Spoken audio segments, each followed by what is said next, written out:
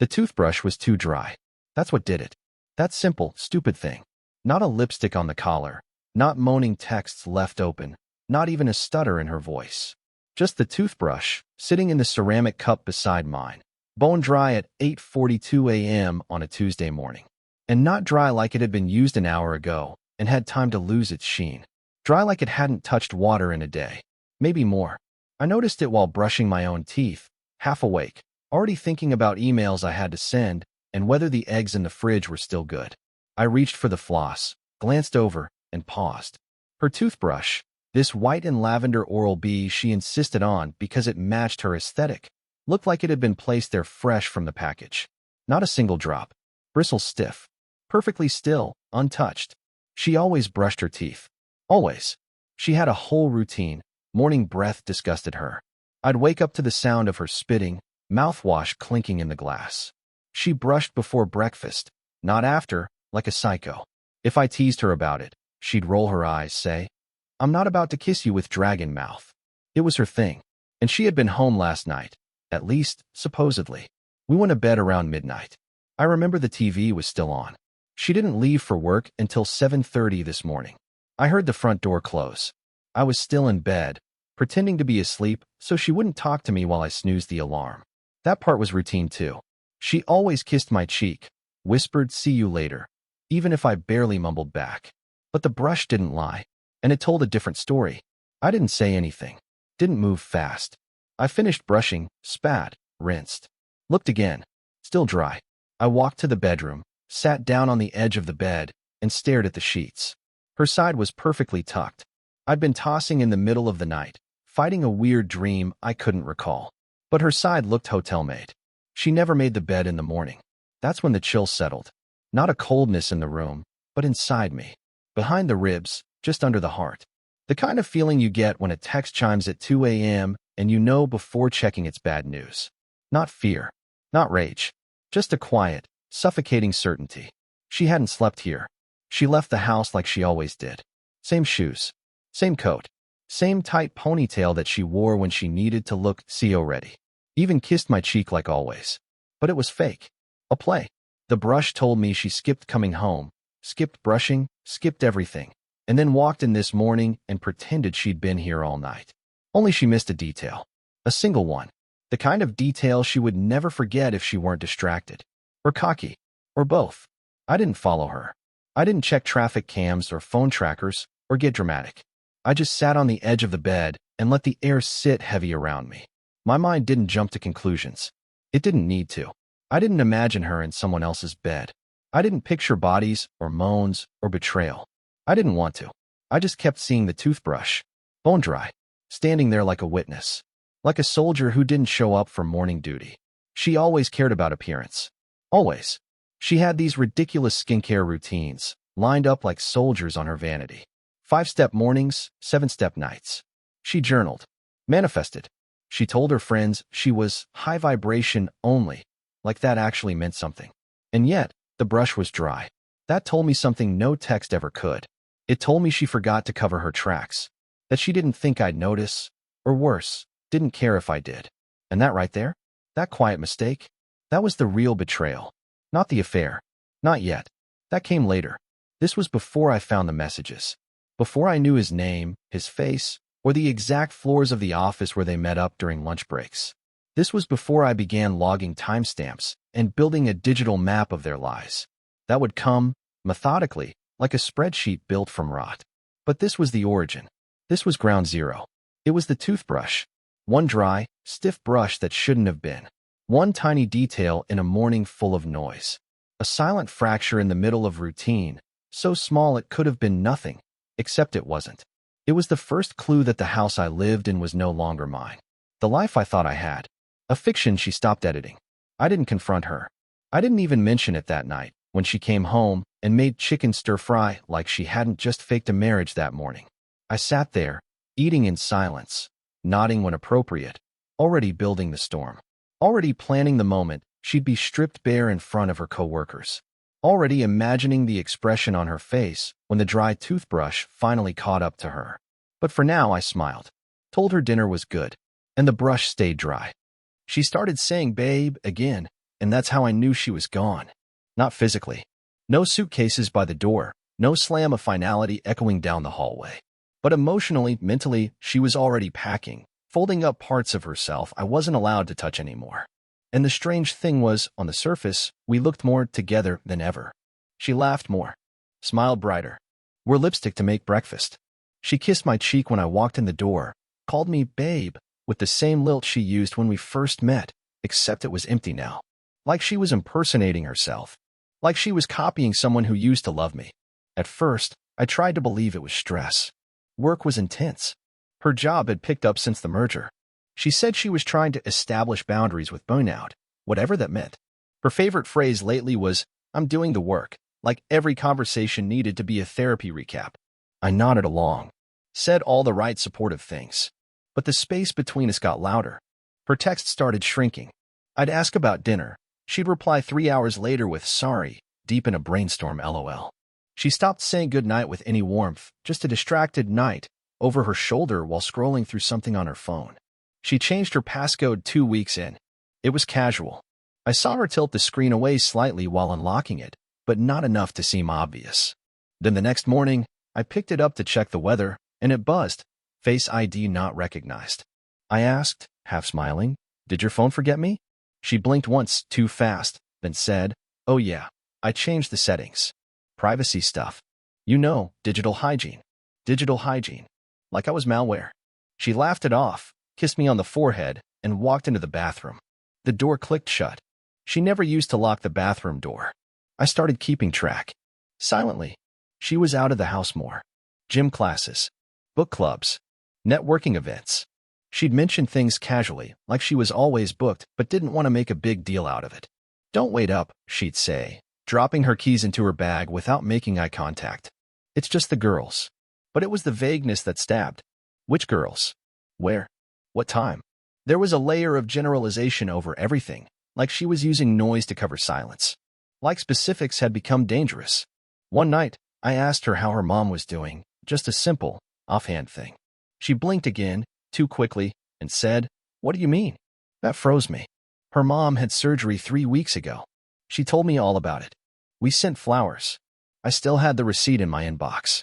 But in that moment, she looked at me like I'd mentioned a stranger. Then her expression corrected.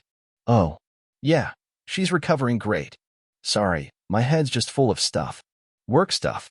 You know." Another smile. Another lie. I stopped asking after that. But the mask started slipping. She'd leave her earrings on the nightstand, and I'd noticed they weren't ones I'd seen before. A tiny new necklace she never mentioned. Subtle changes in perfume, less floral, more sharp. She used to hum while cooking. Now she played podcasts, always something with loud, happy hosts that made it hard to talk over. Her phone never left her body. She even brought it into the shower once. I saw it through the glass door, propped on the sink, screen glowing under the mist. She said it was for a new mindfulness app. I didn't reply. Then came the almost moment. The false climax. A Friday night. She said she was going to dinner with Sam and Lila. Said it like a throwaway detail, like I knew them. I didn't. I waited until she left, then checked her iPad, which sometimes synced her messages if she forgot to log out. It was dead. Battery drained to 0. I plugged it in. Waited. Heart slow. Screen flickered to life. Nothing. No texts. No recent messages. No photos. The apps had been wiped and reinstalled. Fresh installs. All history gone. Not factory reset, just cleaned. Manually. Quietly. With care. I stared at the blank chat lists, the empty photo feed. It was like she'd never spoken to anyone. The absence was louder than proof. I didn't say anything when she came back. Didn't ask how dinner was. She smelled different, something synthetic and expensive, and her lipstick was too perfectly intact for a 3-hour meal. She smiled, kicked off her heels, and said, "You should have come, babe, it was hilarious." Lila spilled wine on a waiter. I laughed along, nodded, pretended to believe her. But I was watching now, only watching. And in that stillness, where trust used to live, something else bloomed. Something colder. Not rage. Not yet. But the space between us had become a void. And she filled it with noise. She left her AirPods on the kitchen counter, and that was her mistake. Not a dramatic one. Not an obvious breadcrumb. Just a tiny oversight in a life she thought she had sterilized. A misstep in the routine of someone who had gotten too confident, too used to me being the silent, nodding husband who asked no questions and noticed even less. They were still connected to her phone. That's what did it. I realized it when I got a call from work, declined it, and heard the faintest echo of her voice from across the room, like a whisper inside a shell. Her AirPods had connected to my phone by accident, like they had a memory of me that she didn't. I walked over, picked them up, slipped one in. No music. No calls. Just an open link to her background audio, which was running something. I almost put it down. Almost dismissed it. But there was some tension, a tone in her voice layered under her words, like she was mid-conversation, laughing. I pressed the stem. The audio snapped into clarity. She was at lunch. That's what she told me. Meeting with a vendor for her company's rebranding initiative. But what I heard was her voice, soft and syrupy in a way I hadn't heard in months, saying, "I missed that last night," followed by a low chuckle that wasn't hers. Then a man, older, smoother, practiced, responding, "We make a good team, don't we?" The sound of glasses clinking. Silverware. Light ambient jazz. Then she dropped the hammer. "You keep spoiling me like this. I'm going to forget what home feels like." I didn't feel heat in that moment. Not rage. Not sorrow. Just clarity. Cold, clean clarity. Like a fog clearing over a battlefield and showing the carnage. I stood there, holding her AirPods like a relic, listening to her whisper affections meant for another man with the same mouth that still kissed my cheek in the mornings. I didn't pull away. I didn't make a sound. I just walked over to my laptop, opened a new document, and started typing. Names. Dates. Patterns. I traced back every vague excuse, every half-smile lie she'd fed me for the past 6 weeks. I matched them against our shared calendar, the photos she never posted, the night she came home with dinner in plastic containers and stories that didn't match the timestamps on her receipts. I wasn't angry. I wasn't betrayed. I was calculating. I was done trying to figure her out, done pretending this was something I could talk through. She'd already written the ending. I was just drafting the epilogue. Later that night, she came home humming. Not a care in the world. She kissed me, said the meeting went great, poured herself wine. I watched her from the kitchen doorway, the way her shoulders moved, too loose, too satisfied. I could see it now, every tick, every tell. The glow wasn't from success. It was from indulgence. She'd fed her second life and returned full. "How was your day?" she asked, spinning to face me with that flawless, lying smile. I smiled back. "Productive," I said. And it was. I'd called in sick, stayed home, gone through every shared account we had, traced every location ping she forgot to disable on her photos, synced her calendar with old backup data. I knew his name now. I knew where he worked. I knew how long it had been going on. I knew the fake fights she'd picked to get out of the house, the backup clothes she kept in her car's trunk, the password she thought I didn't know. I knew she was planning a trip to Austin next month for work that was already booked under 2 names, his and hers. I'd even seen the seat selection. Window for her. Aisle for him. She hated the aisle. Said it made her feel vulnerable. But now, apparently, she didn't mind. I watched her pour her wine and flick on the TV like she wasn't rotting from the inside out, and I felt nothing. No hurt. No heartbreak. Just a question forming in my head. How do I take her apart without ever raising my voice? And from that question came the plan. Slow. Surgical. Not loud. Not messy. Strategic. She turned toward me, wine in hand, and said, "We should go somewhere soon. Just us. Reconnect." I nodded. "That sounds nice." She leaned into me, head on my shoulder. Her perfume was new. Something he liked, I assumed. She whispered, "I feel like we're getting closer again." I kissed the top of her head. "Yeah," I said. Closer than ever. And in that moment, I stopped being the man she married. I became something else. Not her partner. Not her pawn. I became her reckoning. And she had no idea. It started with dinner, her idea, of course. A reservation at a trendy new bistro downtown where the chairs were too small and the lighting too dim, where the food came on oversized plates with names that tried too hard. She smiled across the table like a woman in control, leaned in with her wine glass raised, and said, "To us." Her eyes sparkled, too bright. Her tone too smooth. I raised my glass, tapped hers gently, and said nothing. I watched her like a man studying an animal he used to love, now cornered. She kept talking about work, about her friend Lila's breakup, about some podcast on emotional literacy. Not once did she mention the weekend trip to Austin she'd booked under her maiden name. Not once did she mention the hotel room reserved for two, or the man who sent her photos of the wine he'd bring. I let her talk.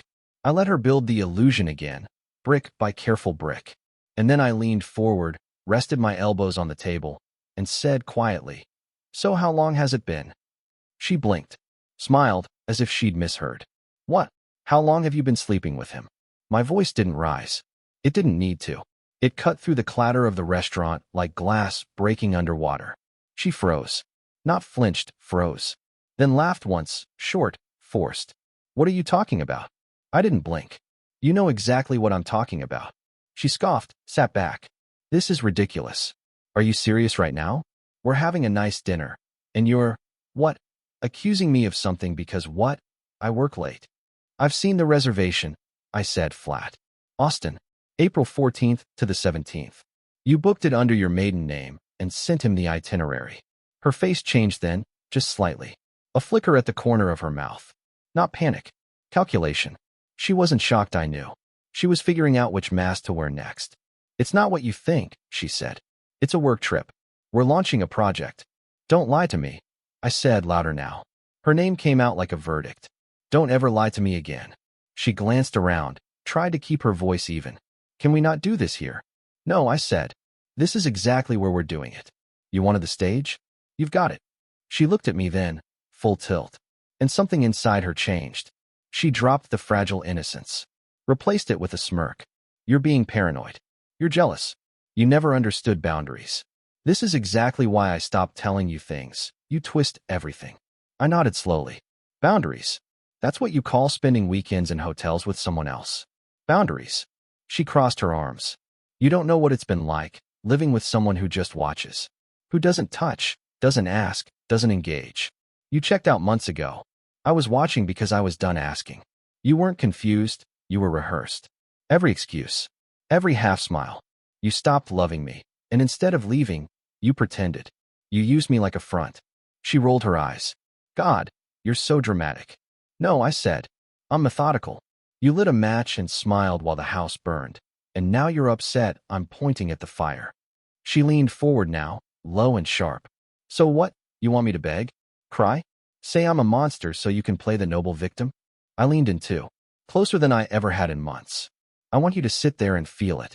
The weight of everything you've said. The lies you wrapped in fake laughter. The mornings you kissed me with his name still warm in your throat. I want you to realize I'm not asking anymore. I know who you are, and I want you to see it." Her voice cracked then, barely. "You're not perfect either. Don't act like this is one-sided." "No," I said quietly. But I was honest. I showed up. Every day, even when it hurt. You smiled in my face and shared our bed with a stranger. You lied because you liked the control. Because it made you feel powerful. "I didn't mean to," she started. "Stop," I said. "You meant every second of it. You just didn't think I'd notice. You thought I'd keep nodding, keep pretending. But I see you now. The performance is over." Her eyes shimmered, and for the first time, I saw something real. Not regret. Not guilt. Fear. Fear of exposure. Fear that her second life, so carefully curated, was unraveling in front of people who were now watching, wondering, whispering. She reached across the table. "Please, can we just talk? At home." I didn't move. Didn't flinch. "No. We're doing this here. You wanted us in public. You smiled in my face with his hands on your skin. This is yours now." She sat back, shaking, lip trembling. Her mask cracked. Just a little. Just enough. And I didn't leave. I just watched her break. She chased me out onto the sidewalk like the fire alarm was still ringing in her head, heels clicking like desperation on concrete, eyes darting to see who was watching even as her voice climbed out of control. "Wait, just wait.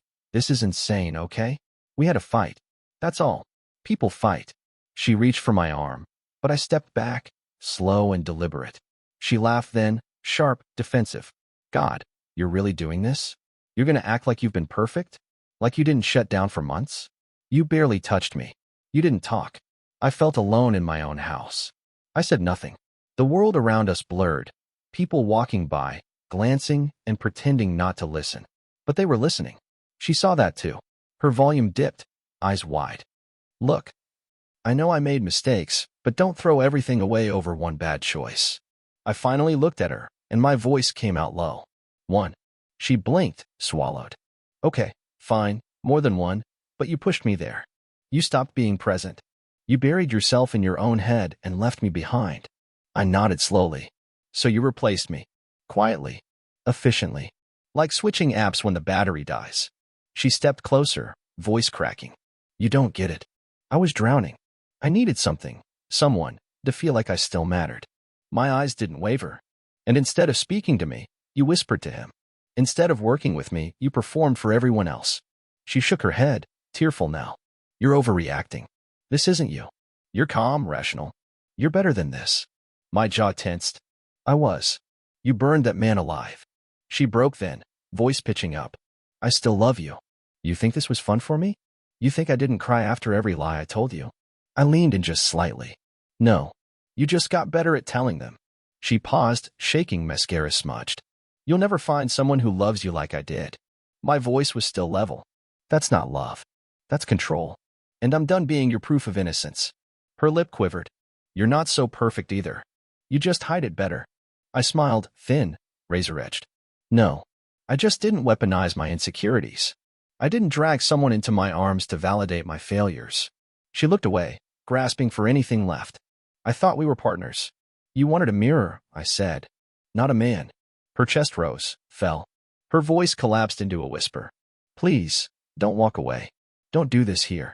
I turned slightly. You did this here. You wore me like a costume. Smiled beside me like I was your proof of being whole, while you sold your truth to someone else in secret. She reached out again. No pride now, just panic. We can fix it. I'll go to therapy. I'll tell him it's over. We can start again, please. I'll do anything. I didn't pull away. I let her hand rest on mine for a second, cold and trembling, then slipped it off with surgical care. You already did everything. Her mouth opened, but no sound came. She was unraveling in full view now, eyes darting, hands fidgeting, voice gone. People passed by pretending they weren't watching a woman lose everything she thought she had under the weight of her own lies. I let the silence settle. I let it stretch. And when she finally tried to speak again, I said nothing. I just turned and walked away. Not because I had something better to run to, but because I had nothing left to stay for. And that, finally, was mine. It's been 8 months since that night outside the restaurant, and she's not the same woman anymore. I see it in the way she walks when I catch her across the street sometimes, head down, shoulders hunched like the wind itself is too much weight. Her hair's darker now, like she tried to rebrand herself, erase the woman she was when the world still clapped for her. But the world stopped clapping. Her company let her go quietly for internal restructuring, though everyone knew it had more to do with the whispers than the numbers. She deleted her social media, or maybe it was taken from her. She used to live online, always curating, always glowing, always 2 filters away from perfect. Now she doesn't show up at all.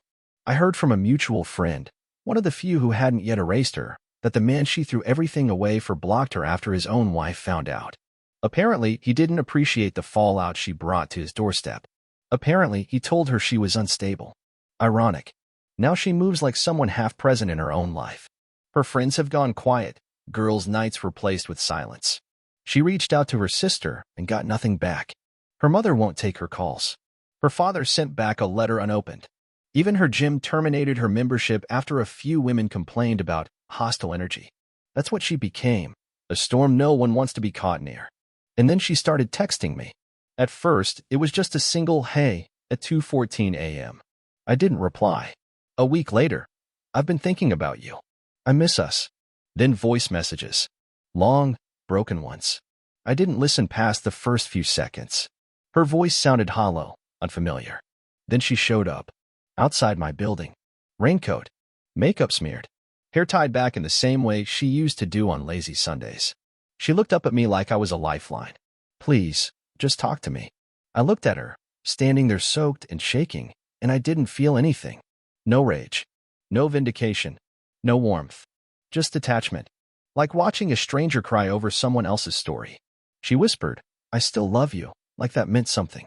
Like love was the glue she hadn't already torn through with every lie she whispered into someone else's neck. I told her she was confusing guilt with love. She blinked like I slapped her. She said we were soulmates, like the word still had weight after what she did to it. I told her soulmates don't reduce each other to props. She started crying harder, tried to reach for my hand. I stepped back. Not in anger. Just instinct. Like avoiding a flame that doesn't burn anymore, just smokes and stinks. She begged then. Said she'd changed. Said she was doing the work. Said she remembered the way I made her laugh in the car on our first road trip. Said she remembered everything. I nodded. I don't, I said. And it was the truth. I remember what she did. I remember who she became. But the moment she's reaching for the love, the jokes, the long talks at 2 a.m., those belong to someone else. Someone I buried the moment she sold me out for excitement. She asked if there was someone else now. I told her no. Not yet. But I'm not looking behind me. She nodded, wiped her face, tried to hold on to dignity like a wet coat slipping from her arms. I didn't say goodbye. I walked back inside. And she stayed there. Alone. In the rain. Like a chapter that no longer fit the book. And now, she lives in that silence. I know she checks my LinkedIn profile. I know she rereads the last message I sent her, the one that just said, "Don't contact me again." But the thing that kills her isn't the silence. It's the fact that she's screaming inside it, and no one answers anymore. Not her friends. Not her lover. Not her family. And not me. She used to be the sun in every room. Now she's just a burned-out bulb people remember awkwardly. And as for me, I sleep fine. No dreams. No doubts. Just clean air and peace in my own skin. I don't miss her. I miss who I thought she was, but that person never existed. And when a woman becomes a stranger, you don't grieve. You forget. Thanks for listening. Let me know where you're watching from and what you would have done if it were your wife.